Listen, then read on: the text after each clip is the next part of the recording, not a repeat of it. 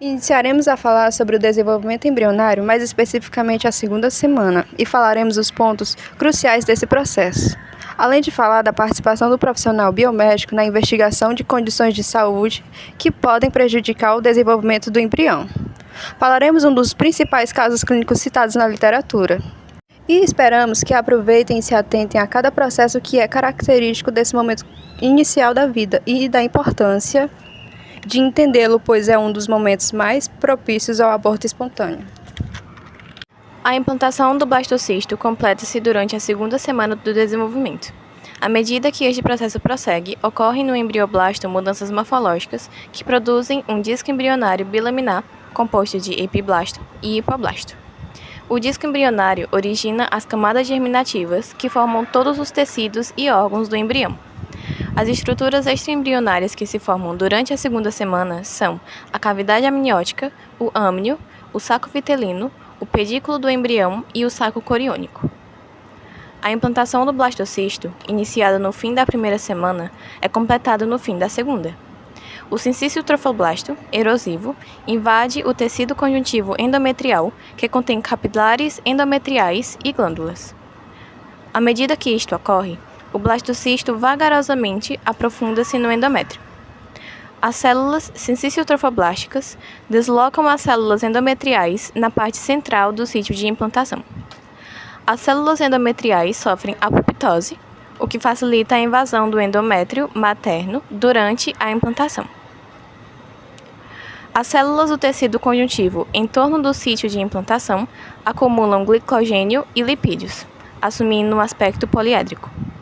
Algumas dessas células, as células deciduais, degeneram na região de penetração do sincício trofoblasto. O sincício trofoblasto engloba estas células em degeneração, que fornecem uma rica fonte para a nutrição embrionária.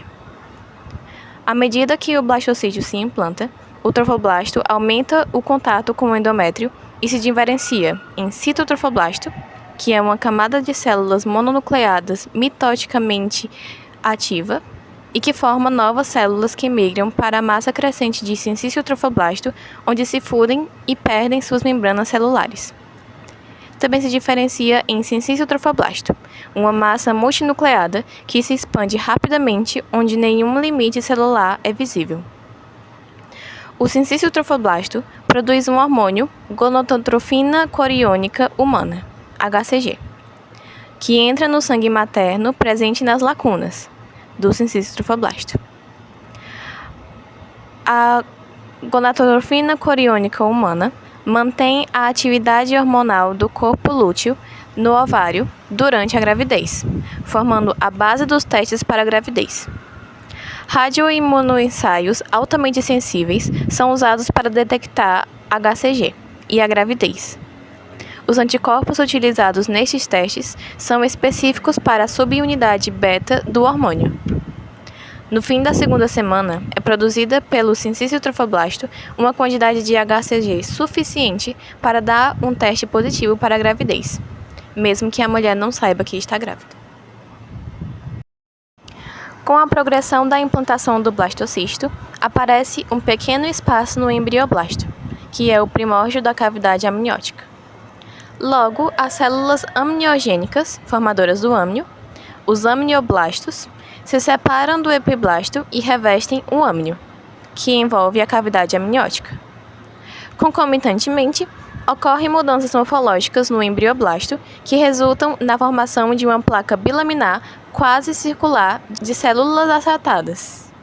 O disco embrionário formado por duas camadas. O epiblasto, uma camada mais espessa, constituída por células colunares altas relacionadas com a cavidade amniótica, e o hipoblasto, composto por pequenas células cuboides adjacentes à cavidade exocelômica. O epiblasto forma o assoalho da cavidade amniótica e é contínuo perifericamente com o âmnio. O hipoblasto forma o teto da cavidade exocelômica e é contínuo com a delgada membrana exocelômica. Esta membrana, junto com o hipoblasto, forma o saco vitelino primitivo. O disco embrionário situa-se agora entre a cavidade amniótica e o saco vitelino primitivo. As células do endoderma do saco vitelino formam uma camada de tecido conjuntivo, o mesoderma extraembrionário, que circunda o âmnio e o saco vitelino. Mais tarde, este mesoderma é formado por células que surgem da linha primitiva. O saco vitelino e a cavidade amniótica tornam possíveis os movimentos morfogenéticos das células do disco embrionário. Assim que se formam o âmnio e o disco embrionário e o saco vitelino primitivo, surgem cavidades isoladas, as lacunas, no sincício trofoblasto. Estas lacunas logo se tornam preenchidas por uma mistura de sangue materno, proveniente dos capilares endometriais rompidos, e restos celulares das glândulas uterinas erodidas. O sangue materno nas lacunas também contém HCG, produzido pelo sincício trofoblasto, que mantém o corpo lúteo, uma estrutura glandular endócrina, que secreta estrogênio e progesterona, para manter a gravidez. O fluido nos espaços laculares, o embriotrofo, passa por difusão ao disco embrionário e fornece material nutritivo ao embrião. A comunicação dos capilares endometriais rompidos com as lacunas estabelece a circulação útero-placentária primitiva. Quando o sangue materno flui para as lacunas, o oxigênio e substâncias nutritivas tornam-se disponíveis para o embrião. O sangue oxigenado das artérias endometriais espiraladas passa para as lacunas e o sangue pobremente oxigenado é removido delas pelas veias endometriais. No 10º dia, o concepto humano, embrião e membranas extraembrionárias está completamente implantado no endométrio. Por aproximadamente 2 dias, há uma falha no epitélio endometrial que é preenchida por um tampão, um coágulo sanguíneo fibrinoso. Por volta do 12º dia, o epitélio quase totalmente regenerado recobre o tampão. Com a implantação do concepto, as células do tecido conjuntivo endometrial sofrem uma transformação, a reação decidual. Com a acumulação de glicogênio e lipídios em seu citoplasma, as células ficam intromecidas e são conhecidas como células deciduais. A principal função da reação decidual é fornecer ao concepto um sítio imunologicamente privilegiado. No embrião de 12 dias, as lacunas sincício-trofoblásticas adjacentes fundem-se para formar as redes laculares, que dão ao sincício-trofoblasto um aspecto esponjoso. As redes lacunares, particularmente situadas em torno do polo embrionário, são os primórdios dos espaços intervilosos da placenta. Os capilares endometriais em torno do embrião implantado tornam-se congestos e dilatados, formando sinusoides. Sinusoides são os vasos terminais de paredes delgadas e maiores que os capilares comuns. São erodidos pelo sincício trofoblasto e o sangue materno flui livremente para o interior das redes lacunares. O crescimento do disco embrionário bilaminar é lento, comparado com o crescimento do trofoblasto. O embrião implantado no 12º dia produz na superfície endometrial uma pequena elevação que se projeta para a luz uterina. Enquanto ocorrem mudanças no trofoblasto e no endométrio, o mesoderma extraembrionário cresce e surgem em seu interior espaços celômicos extraembrionários isolados. Estes espaços fundem-se rapidamente e formam uma grande cavidade isolada, o celoma extraembrionário. Esta cavidade, preenchida por fluido, envolve o âmnio e o saco vitelino, exceto onde eles estão aderidos ao córium pelo pedículo do embrião. Com a formação do celoma extraembrionário, o saco vitelino primitivo diminui de tamanho e se forma um pequeno saco vitelino secundário.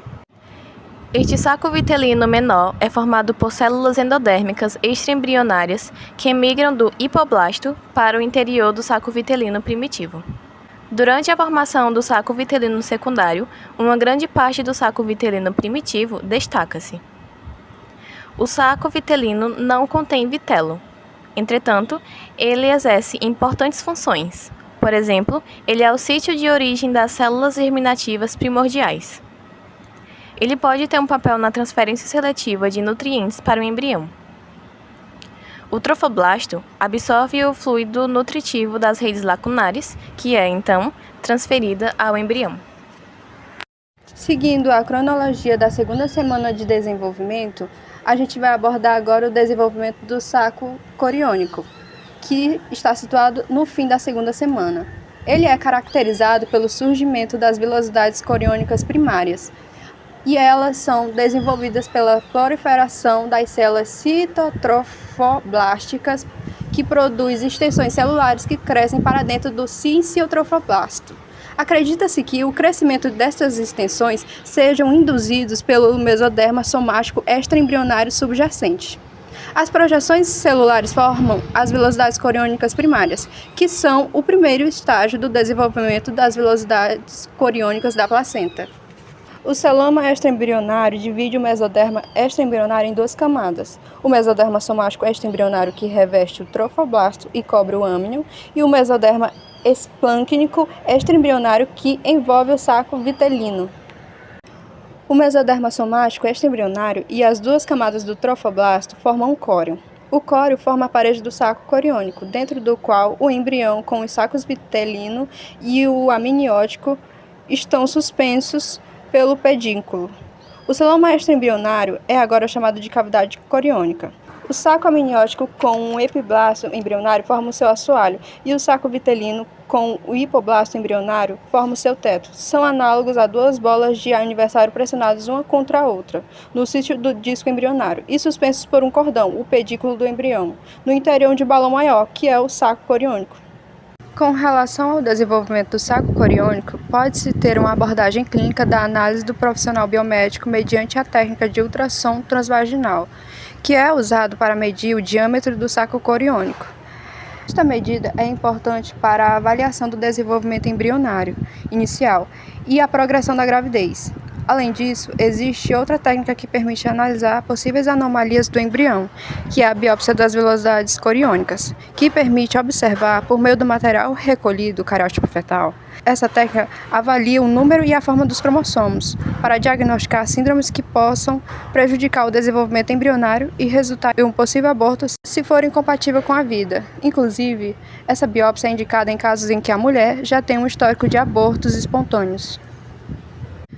Além disso, ela é vantajosa se comparada a outras biópsias embrionárias, porque pode ser realizada em idade gestacional mais precoce, além de que a análise do material leva menos tempo. Por isso, em casos em que há uma recorrência de abortos, principalmente nas semanas iniciais do desenvolvimento, é importante verificar as chances de ocorrer anomalias genéticas por meio do aconselhamento genético, em conjunto de profissionais da saúde, para permitir posteriormente uma gravidez viável. Como já citado, a segunda semana embrionária ocorre a partir do começo da implantação. Nos livros didáticos de embriologia, um dos casos mais citados é a implantação extrauterina. Os blastocistos podem se implantar fora do útero. Estas implantações resultam em gestações ectópicas. 95 a 97% das implantações ectópicas ocorrem na tuba uterina. A maioria das gestações ectópicas ocorre na ampola e no istmo da tuba uterina. Na maioria dos países, tem ocorrido um aumento da incidência de gravidez ectópica. A incidência de gravidez tubária varia de 1 em 80 a 1 em 250 gestações, dependendo do nível socioeconômico da população. Uma mulher com gravidez tubária apresenta sinais e sintomas de gravidez, por exemplo, a ausência de menstruação. Ela também pode apresentar dor abdominal e sensibilidade por causa da distensão da tuba uterina, sangramento anormal e irritação do peritônio pélvico, a periotite. A dor pode ser confundida com apendicite quando a gravidez é na tuba uterina direita. As gestações ectópicas produzem beta-HCG mais lentamente do que as gestações com implantação normal. Consequentemente, as dosagens podem dar resultado falsos negativos quando realizadas muito cedo. A sonografia endovaginal, intravaginal, é muito útil na detecção inicial de gestações ectópicas. Há várias causas de gravidez tubária, mas elas estão frequentemente relacionadas a fatores que atrasam ou impedem o transporte para o útero do zigoto em clivagem. Por exemplo, por aderências na mucosa da tuba uterina ou por obstruções causadas por cicatriz resultante de infecção na cavidade pélvica abdominal, doença pélvica inflamatória. Geralmente, a gravidez ectópica tubária leva à ruptura da tuba uterina e hemorragia na cavidade abdominal durante as primeiras 8 semanas, seguida de morte do embrião. A ruptura da tuba e a hemorragia constituem ameaça à vida da mãe e, consequentemente, são de grande importância clínica. Geralmente, a tuba afetada e o concepto são removidos cirurgicamente. Quando o blastocístio se implanta no istmo da tuba uterina, esta tende a romper-se precocemente porque esta parte estreita da tuba é pouco expansível. O aborto de um embrião deste local resulta frequentemente em sangramento extenso, provavelmente por causa das ricas anastomoses entre vasos ovarianos e uterinos existentes nesta área. Quando um blastocisto se implanta na porção intramural uterina da tuba, ele pode evoluir até formar um feto antes de ser expulso. Quando uma gravidez tubária intramural se rompe, geralmente ocorre um sangramento profuso. Os blastocistos que se implantam na ampola ou nas fímbrias da tuba uterina podem ser expulsos para dentro da cavidade peritoneal, onde comumente se implantam na bolsa retouterina, uma bolsa de peritônio entre o reto e o útero. Em casos excepcionais, uma gravidez abdominal pode chegar a termo e o feto pode ser removido através de incisão abdominal. Entretanto, geralmente uma gravidez abdominal cria uma séria condição porque a placenta adere a órgãos abdominais e causa um considerável sangramento intraperitoneal. A principal causa de morte materna se origina de hemorragia, e a gravidez abdominal aumenta o risco de morte materna por um fator de 90 quando comparada com a gravidez intrauterina, e 7 vezes mais do que a gravidez tubária. Em muitos casos, o concepto abdominal morre e não é detectado. O feto torna-se calcificado, formando uma feto de pedra, o litopédio. São raros os casos de gravidez intrauterina simultânea com uma extrauterina. Isso ocorre na proporção de cerca de 1 em 7.000. A gravidez ectópica é mascarada inicialmente pela presença de gravidez intrauterina. Usualmente, a gravidez ectópica pode ser determinada por remoção cirúrgica da tuba uterina envolvida, por exemplo, sem interferir na gravidez intrauterina. As implantações cervicais são incomuns. Algumas dessas gestações não são percebidas porque o concepto é abortado durante o início da gestação. Em outros casos, a placenta adere firmemente aos tecidos musculares e fibrosos do colo, resultando frequentemente em sangramento e subsequente intervenção cirúrgica, como a histerectomia. O aborto espontâneo de um embrião inicial implantado na tuba uterina pode levar a uma implantação do concepto no ovário ou em outros órgãos, ou no mesentério. Porém, as gestações ovarianas e abdominais são muito raras. O sangramento nestes sítios ectópicos de implantação geralmente resulta em hemorragia intraabdominal e dor abdominal intensa. A maioria destas gestações é descoberta durante a observação ultrassonográfica e exploração abdominal por suspeita de gravidez tubária. Em suma, a rápida proliferação e diferenciação do trofoblasto são características importantes da segunda semana. Estes processos ocorrem enquanto o blastocisto completa sua implantação no endométrio. As várias mudanças do endométrio resultantes da adaptação destes tecidos à implantação são conhecidas como reação decidual. Ao mesmo tempo, o saco vitelino primitivo se forma e o mesoderma extraembrionário se desenvolve. O celoma extraembrionário forma-se a partir de espaços que se desenvolvem no mesoderma extraembrionário. Mais tarde, o celoma extraembrionário torna-se a cavidade coriônica. O saco vitelino primitivo diminui e gradativamente desaparece com a formação do saco vitelino secundário. Enquanto ocorrem essas mudanças descritas acima, a cavidade amniótica surge como um espaço entre o citotrofoblasto e o embrioblasto. O embrioblasto se diferencia em um disco embrionário bilaminar formado pelo epiblasto, voltado para a cavidade amniótica, e pelo hipoblasto, adjacente à cavidade blastocística. A placa pré-cordal se desenvolve como um espaçamento local do hipoblasto que indica a futura região cefálica do embrião e o futuro local da boca. A placa pré-cordal também é um importante organizador da região da cabeça. E assim, nós temos o final da segunda semana de desenvolvimento humano. E assim ocorre a transição do final da segunda semana para o início da terceira semana do desenvolvimento embrionário.